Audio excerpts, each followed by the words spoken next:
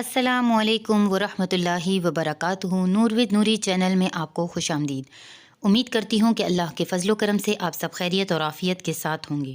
محترم ناظرین، نماز کے حوالے سے الحمدللہ رب العالمین آپ سب نے بہت سی آیات اور احادیث سنی ہوں گی، لیکن آج کا جو میرا ٹاپک ہے وہ ایک اہم مسئلے کی طرف ہے۔ محترم ناظرین، نماز تو ہم پڑھ لیتے ہیں، آپ تعدیل ارکان بھی کر لیتے ہیں، لیکن اللہ کے ساتھ ڈائریکٹ کمیونیکیشن نہیں ہوتا، جس کو نماز کہا گیا ہے۔ الصلاۃ معراج المؤمنین، جو قرب حضور کو حاصل ہوا معراج میں، وہ ایک بندہ مومن دنیا میں رہتے ہوئے حاصل کر سکتا ہے نماز سے، اگر اس کی روح واقعتاً ہم کلام ہو رہی ہو۔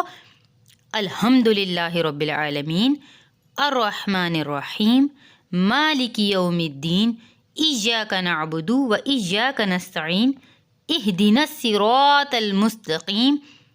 اور اگر ہم واقعتاً ایسے ہی کہہ رہے ہوں اور ہمیں احساس ہو کہ ہم اللہ کے حضور حاضر ہیں اور عرض کر رہے ہیں اور سجدہ کر رہے ہیں، تو حدیث میں آتا ہے کہ ایسا محسوس ہو گویا میں نے اپنا سر اللہ کے قدموں میں رکھ دیا ہے۔ یہ ہے نماز۔ اب جو گفتگو ہے، جو آپ پڑھ رہے ہیں، یہ ہم کلامی ہے۔ الصلاۃ معراج المؤمنین عین ایمان کے حق میں ہے، یہ وہ نماز جو معراج کے درجے میں ہے۔ لیکن ایسی نماز کیسے نصیب ہوگی اگر روح سوئی ہوئی ہے، پسی ہوئی ہے، مزمحل ہے، مردہ ہے؟ تو یہ نماز کیسے حاصل کی جائے؟ چاہے آپ پانچوں وقت کی نماز پڑھ رہے ہوں، چاہے آپ نے نماز کو اپنی ہیبٹ بنا لیا ہو، چاہے کچھ بھی ہو، لیکن جب تک روح بیدار نہ ہو، جب تک روح ہم کلام نہ ہو، افلاک سے آتا ہے نالوں کا جواب آخر، اٹھتے ہیں حجاب آخر، کرتے ہیں خطاب آخر۔ جب تک یہ نہ ہو، جیسے کہ ایک حدیث قدسی انشاءاللہ میں آپ کو سناؤں گی، سورہ فاتحہ کے ضمن میں اللہ تعالیٰ کے سامنے جب بندہ کھڑا ہو، انی وجہت وجہی للہ فطر السماوات والارض حنیفا، دائیں بائیں سے بالکل اپنا تعلق کاٹ کر میں نے اپنا رخ کر لیا ہے اس اللہ کی طرف جس نے آسمانوں اور زمین کو پیدا کیا۔ اب یہ توجہ وجہت، اگر یہ کہے کہ ہم نے چہرہ تو کر لیا خانہ کعبہ کی طرف، اندر سے ہماری روح متوجہ نہیں ہوتی، وہ سوئی ہوئی ہے، اسے پتہ ہی نہیں ہے کہ کیا ہو رہا ہے، تو اس صورت میں کیا کیا جائے؟ ظاہری بات تو پوری ہو جائے گی، نماز کا ثواب بھی مل جائے گا، فرض کی ادائیگی بھی ہو جائے گی، لیکن حاصل نماز تو حاصل نہیں ہوئی۔ یہ وہ بات ہے کہ اے نبی، جب میرے بندوں کی روحیں بیدار ہو جائیں، توانا ہو جائیں، حیات تازہ ہو جائیں، وہ مجھ سے ہمکنار ہونا چاہیں اور پھر وہ میرے بارے میں پوچھیں کہ وہ میرا تقرب حاصل کرنا چاہتے ہیں، تو کہیں کہ قریب ہے۔ اجیبو دعوت الداع اذا دعان، یہ ہے وہ دعا جس میں پکارنے والے کی پکار، ہر دعا کرنے والے کی دعا کو سنتا ہوں، قبول کرتا ہوں اور جواب دیتا ہوں جہاں کہیں بھی وہ مجھے پکارے۔ اذا دعان، اس میں در حقیقت وہ مفہوم آ گیا ہے there and then wherever. آپ اپنے گھر میں ہو کر پکاریں اللہ کو، اپنے بستر پر لیٹ کر پکاریں اللہ کو۔ ہاں ٹھیک ہے، بعض اوقات بعض مقامات زیادہ سازگار ہیں قبول دعا کے لیے، حرم شریف میں جا کر دعا مانگی جائے، منع میں، عرفات میں، جبل رحمت پر، خاص طور پر ملتزم جو کعبہ کے خاص حصہ ہے وہاں پر، اور ایسے ایام بھی موجود ہیں۔ لیکن یہ نہیں ہے کہ بقیہ دنوں میں آپ اور اللہ کے درمیان کوئی بہت بڑا فاصلہ ہے۔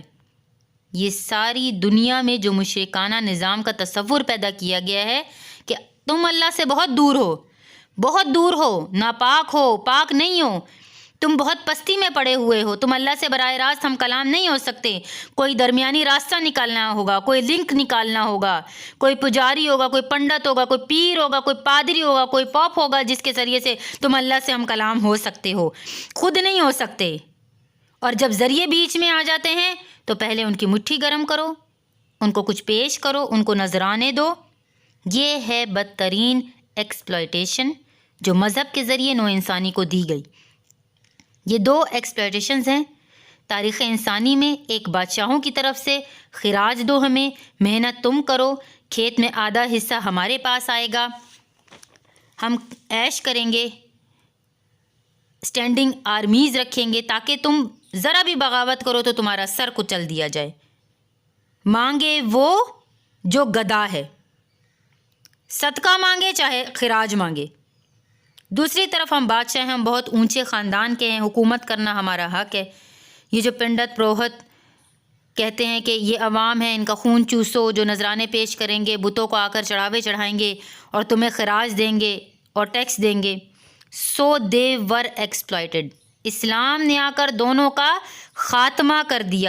ملوکیت نہیں، زکوٰۃ ہے جو غربا کے لیے ہے، بادشاہوں کے لیے نہیں ہے، یہ غربا کے لیے ہے، لہٰذا کوئی ٹیکس نہیں۔ نمبر 2، اللہ سے ہم کلام ہونے کے لیے کسی دربان، کسی پہرے دار کی مٹھی گرم کرنے کی ضرورت نہیں ہے، جب چاہو ہم کلام ہو جاؤ۔ دل کے آئینے میں ہے تصویر یار، جب ذرا گردن جھکائی دیکھ لی۔ یہ تو تم ہی ہو جو ہماری طرف متوجہ نہیں ہوتے۔